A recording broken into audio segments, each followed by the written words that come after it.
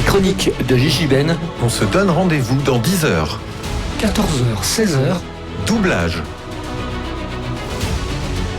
Gigi Ben reçoit Johan Borg et Philippe Ariotti. Dernière partie de cette partie doublage. C'est la dernière partie de la partie doublage. Je suis accompagné de Jade Lou, je suis accompagné de Johan Borg, je suis accompagné de Philippe Ariotti. Toujours un plaisir. Toujours un plaisir, merci. Le petit concert du coup. Plaisir partagé. Plaisir sans cesse renouvelé. Ah. Non, bah du coup c'est. Moi j'aime bien. On donne des concerts comme ça. C'est magnifique. On donne du chant. Ben oui, On donne des émotions. Et... Moi je pourrais ne pas partir, rester dans un coin. Mais c'est prévu. Juste bien. après tu vas aller avec tout le monde et on se voit à 20h. Très bien, avec grand plaisir. Et puis t'inquiète pas, j'en connais là-bas qui sauront quoi te dire. Il n'y a pas de problème. Écoutez, je voulais revenir un peu sur le doublage et sur l'astrologie. Effectivement, on a fait une partie doublage, on a fait une partie astrologie. On peut essayer de discuter un peu de ça aussi encore. Est-ce que vous auriez des questions, Monsieur Ariotti? D'abord, est-ce qu'on peut savoir la différence vraiment entre l'astrologie et l'astronomie? Est-ce qu'il y a une grande différence, je crois? Alors, oui, il y a une très grande différence dans le sens où l'astrologie relève de croyances spirituelles et ésotériques, contrairement à l'astronomie qui, elle, petite blague, attention, est beaucoup plus terre-à-terre. Allez, chacun y va aujourd'hui. Rigoler. Beaucoup plus scientifique. C'est ça, beaucoup plus scientifique, tu veux dire? Oui, c'est beaucoup plus scientifique, c'est avec des données complètement établies, alors que l'astrologie, le premier truc qu'on dit, la première chose qu'on me reproche, c'est que justement, il n'y a rien d'établi. Il n'y a rien d'établi sur l'influence de telle planète. Il n'y a rien d'établi sur telle croyance, contrairement à l'astronomie qui, elle, est la science au niveau des planètes. Donc c'est très intéressant d'étudier l'astronomie en parallèle, je l'étudie aussi, surtout quand on s'intéresse aux astres, c'est bien de savoir de quoi on parle et d'avoir des connaissances sur l'astronomie, mais c'est totalement dissocié, c'est-à-dire que d'ailleurs la plupart des personnes qui travaillent dans l'astronomie ne croient absolument pas en l'astrologie, justement. Moi, je crois aux deux. C'est vrai? Non, mais je pense qu'il y a je pense que dans l'astrologie, il n'y a pas forcément que des croyances, des superstitions. C'est pas de la voyance à bon marché, mais évidemment, savoir de toute façon le soleil a l'influence sur la mer, et les marées, ça existe. Alors pourquoi ça n'aurait pas d'influence sur les hommes? Donc ça, je pense qu'il y a. C'est vrai. Mais de là à dire que sur les hommes et sur plein d'autres choses. Oui, bien sûr. On n'a pas les réponses en main encore. On les aura sûrement jamais. Ce qui est bien, c'est que parfois on me demande et du coup, les animaux, est-ce qu'ils ont un thème astral? Oui, mais pas seulement. Les objets aussi en ont. Ah ouais. Alors c'est-à-dire que on va pas partir aussi loin, mais juste une mini anecdote pour montrer que même au niveau des objets, même création, et voilà, même les associations, les pays ont aussi un horoscope, etc. Ah bah oui. Juste deux petits exemples. Le mur de Berlin, c'était prévu. C'est au niveau des planètes, ils avaient prévu le fait qu'il soit démoli au niveau astral, au niveau de son thème astral. Il y avait un gros crash. Et après, une deuxième anecdote par rapport à ça. Dans les années 1980-90, quand il y a eu vraiment la relevée de toute la crise, qu'il y a des banques qui ont émergé en Amérique, etc., il y a des banques très spéciales. Alors, je ne sais toujours pas s'il y en a encore aujourd'hui qui fonctionnent réellement comme ça, mais il y avait des banques qui fonctionnaient grâce à l'astrologie, dans le sens où les conseillers et les banquiers se basaient sur des données astrales et pas seulement sur comment étaient les planètes tel jour ou quoi que ce soit, mais ils disaient par exemple c'est mieux d'investir tel jour dans tel... Là c'est mort, on ne donne pas le crédit, voilà. C'est en train de se péter la gueule. Mais en fait, ils ont tellement mal vécu cette grosse crise avec la crise financière de Wall Street que ils ont les thèmes astrales des bourses. Et ils pouvaient, oui ou non, dire à tel client, investis tant, là. Et c'est quelque chose qui a rencontré quand même un très grand succès. Et de là est né le Bitcoin. Elon Musk. Jade Lou, à ton tour, est-ce que tu as une question pour Philippe ou Johan qui concerne le doublage? Ça peut être des questions bêtes. Ah oui, ça peut être n'importe quelle question. Évidemment, regarde, on en a les posé. réponses ne le seront pas moins. Ouais. Est-ce que par hasard, est-ce que c'est un sujet ou une thématique que tu connais ou Pas trop. Alors, j'ai déjà regardé des petits reportages, mais bon, c'est pas forcément quelque chose que je connais. Mais du coup, ma question serait, qu'est-ce qui vous passionne dans ça ? Qu'est-ce qui vous a maintenu et qu'est-ce qui vous maintient encore aujourd'hui ? Qu'est-ce qui vous passionne dans ce métier au-delà du fait toi, du coup, t'as eu ton père dedans, donc t'as dû grandir dans tout ça. Ouais, moi j'ai grandi, il y a ça. Et qu'est-ce qui t'a charmé du coup dans tout ça ? Moi, c'est jouer la comédie. C'est jouer des rôles différents, c'est m'effacer aussi moi-même et jouer d'autres personnages. Et c'est ça qui est extraordinaire. Et surtout, en plus, dans le doublage, on va nous faire plein de choses. Et donc, ça veut dire que demain, je vais aller travailler. Je sais pas encore sur quoi, donc je sais pas si ça va être un mec anxieux, vénère, gros, maigre, tu vois, c'est génial en fait. C'est ça que j'adore, c'est qu'il y a pas de redondance en fait. Il y a toujours quelque chose de nouveau, quelque chose à apprendre. Voilà, il y a toujours un truc à apprendre et c'est toujours différent en fait. C'est ça que j'adore. Et jouer la comédie, ça m'éclate. Je comprends. Et vous, qu'est-ce qui vous a charmé ? Dans le doublage, puisque j'ai commencé le doublage il y a plus de 30 ans, mais déjà très tard. J'étais déjà très vieux déjà à l'époque. Enfin, beaucoup moins jeune. C'est là on peut jouer justement, comme dit Johan, on peut jouer des tas de rôles qu'on n'aurait peut-être pas joué ou qu'on ne nous aurait pas donné à la scène ou à l'écran. Et ça, c'est intéressant parce qu'on peut faire passer des tas de choses. Et puis, bon, bien sûr, quand on fait du doublage, il faut faire ce que l'acteur a fait. De toute façon, on est prisonnier de ses respirations, de son rythme, de plein de choses. Mais on peut quelquefois, si on voit un comédien qui n'est pas très bon, on peut quelquefois l'améliorer. Et c'est ce qui est très très intéressant, justement, dans le doublage, ce qui ne peut pas être, ce qui a été fait déjà. Quand on pense qu'un comédien qui a tourné une série ou un film, il a forcément répété avant, on a fait 10 prises quelquefois pour que ce soit parfait. Nous, tout de suite, il faut que ça soit bien. Alors c'est quand même un défi assez extraordinaire. Et donc, c'est ça qui est... Parce qu'il faut le faire très vite, tout de suite, quoi. C'est ça, quand on pense que maintenant, surtout avec les conditions actuelles... C'est tout juste si on regarde la scène et go, quoi, c'est tout de suite.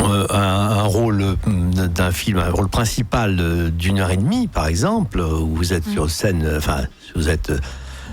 comment dirais-je, à l'image pendant plus d'une heure, on fait ça en quelquefois 4 heures, même pas 5 heures, et ça c'est fantastique. Enfin, ça c'est vraiment, il faut vraiment avoir une technique qui est vraiment hyper rapide. Ah oui, hyper rapide. Ah oui, au début on a tous bafouillé, on a tous eu des peurs, des trucs et à faire parce que forcément, tant que le texte, vu qu'il défile dessous, tant qu'on a un petit mot, fait salut, ça va. Là, tout va bien, mais il y a des moments, il y a des pavés. Ouais. Et là, quand on voit un pavé arriver, le cerveau, il a tendance, tu vas aller plus vite pour te débarrasser. T'as tendance à... Ça, tu le vois arriver en plus. Hein. Ah oui, tu vas arriver. Au début, moi, c'était une panique. Vraiment, j'étais là, ok, je suis mort.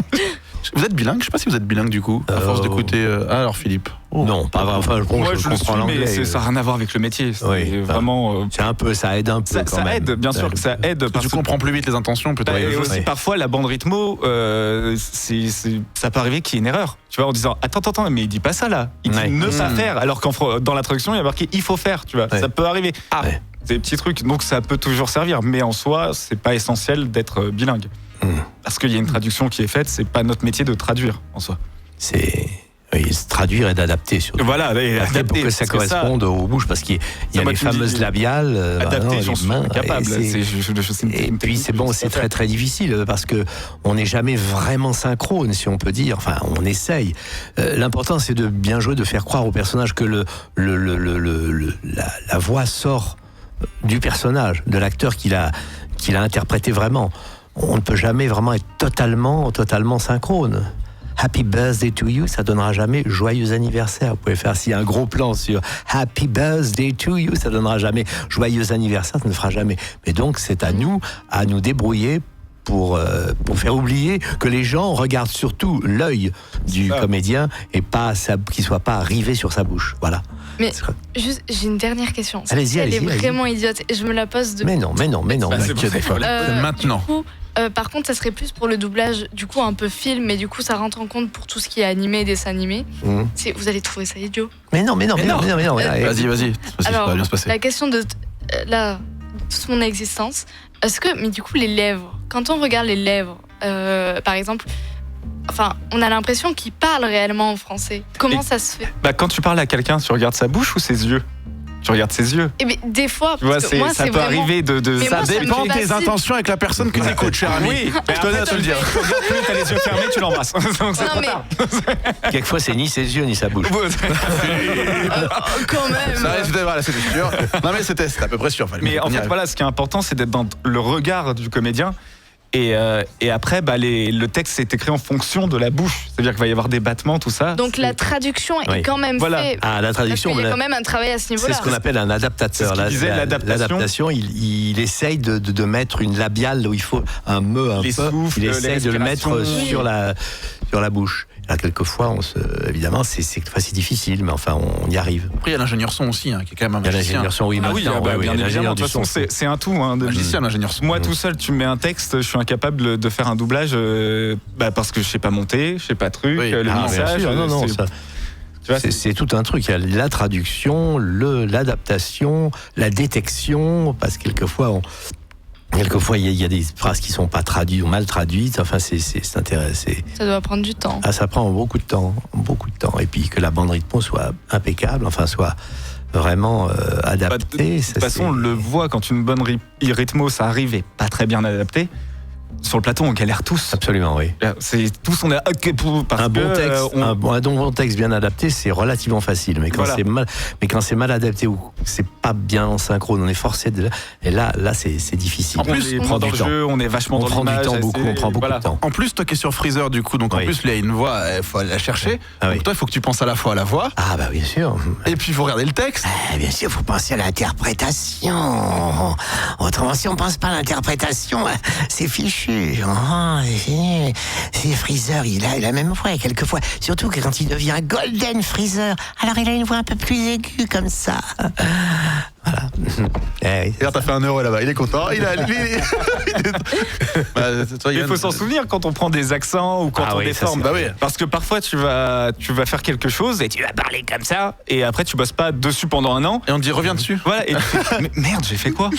Je sais plus, Et je vais forcément. vous dire, moi j'ai été forcé d'acheter les VHS de Dragon Ball Pour que te réécouter. j'avais parce que comme on a fait ça à Dragon Ball Z Kai, on a fait ça très longtemps après. Bah ouais. Je me souvenais plus du tout et je me dis Comment je l'avais pris, quoi. est-ce que ma voix n'a pas vieilli trop? Est-ce que j'arrive encore à le faire? Est-ce que j'arrive Elle a encore à le déformé, faire? non, c'est pas ça. Et alors j'ai écouté ça pour être tout à fait dans le ton. Ça c'était pas mal, ça allait à peu près quoi. Voilà. Non, on dirait j'ai ouvert un aveu. Il était même la Toei voulait même plus que je fasse. Elle dit qu'il fasse Piccolo, ça va, mais il a fait Freezer, ça va peut-être faire trop de rôle pour lui. Piccolo, c'est quoi la différence avec Freezer? Je pose des questions débiles. Ah, Piccolo, c'est Satan Petit Cœur. Alors c'est le bon sage qui conseille. D'abord, il est pas très gentil, puis après il conseille Sangoku, il conseille Sangohan. C'est un très très gentil. Il est très bien. C'est un sage. Il est posé. Il parle comme ça. Tandis que Freezer, c'est un horrible salaud. Faut bien le dire. Oh, Et ouais. donc il est fourbe. Alors il faut une voix comme ça, un peu aiguë, un petit. Ah viens là, mon chéri. Voilà, il faut une voix comme ça. Et donc je me souvenais plus exactement. Et alors j'ai bien écouté pour que ça soit dans la même tonalité. Mais la Toei finalement ne souhaitait pas que ce soit le même personnage qui fasse à la fois Piccolo et Freezer. Et puis je dois dire que ça s'est quand même passé. J'ai fait des essais à nouveau. Non, c'est-à-dire que tous les comédiens après qu'on a essayé pour faire Freezer, ils m'ont imité. Et bah oui, donc c'est pas bon. Donc ils se sont dit, autant prendre l'original que la copie. C'est plus rapide. C'est plus facile. Génial. Voilà. Bon bah écoutez, chers amis, je suis trop triste parce que la partie elle se termine déjà. Ça y est, Ah bah, ça fait déjà. Pas si vite. ça- Ça bah, passe super vite. ça, mais ouais. ce live il va beaucoup trop vite. J'avais dit 10 heures. Michel, l'année prochaine ça sera 20. Voilà, notons, ça sera 20 heures. Et tu seras là. L'équipe en Voilà, les équipes ils sont en mode, Ben, là ça y est, ça parle. Ben, s'il te plaît, prenons. Bah non. Non, bah écoute, en tout cas, merci à vous deux. Mais Bah, merci Ben. Vraiment. Merci vraiment. C'était une très très belle expérience. Très heureux. Ah bah, de vous très avoir. heureux Très heureux d'avoir des amis à la table, ça fait toujours plaisir. On va s'écouter évidemment le dernier set d'Ava. Donc vous pouvez évidemment rester à Ah bah, table. je serais resté de toute façon. Ah bon, ah bah oui, toi. J'aurais écouté dans un coin. Non, mais. Je vais l'écouter sur l'écran de l'autre côté parce que Ah. Non, mais t'en fais pas, mais toujours un plaisir en tout cas. Philippe, merci à toi vraiment merci Ben. de. Tu es un amour. Bah, pas de problème. Si, tu es un amour, je le dis. On prend? Prenons. Ah bah oui, faut prendre. Mesdames et messieurs, Philippe Ariotti et Johan Borg étaient avec nous. On s'écoute tout de suite le dernier set d'Avabaya.